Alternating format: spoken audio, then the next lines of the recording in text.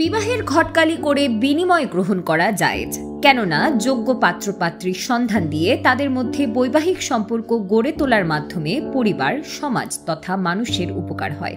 এর মাধ্যমে অন্যকে সহযোগিতা করা হয়। মহান আল্লাহ সূরা মায়েদা আয়াত 2 বলেছেন, তোমরা ভালো কাজে পরস্পরকে সহযোগিতা করো।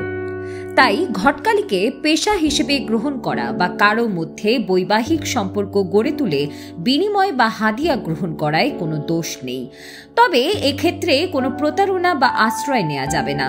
আবু হুরায়রা রাদিয়াল্লাহু তাআলা আনহু বর্ণিত হাদিসে বলা আছে, রাসূলুল্লাহ সাল্লাল্লাহু আলাইহি ওয়াসাল্লাম বলেছেন, যে ব্যক্তি আমাদের ধোঁকা দেবে সে আমাদের দলভুক্ত নয়।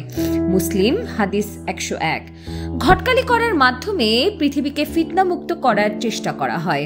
তাই উভয় পরিবারের মধ্যে সমন্বয় সাধন করার বিনিময়ে মজুরি নেওয়া যাবে, কেননা ইসলামের অন্যতম মূলনীতি হল বৈধ উপকারে বিনিময় গ্রহণ বৈধ।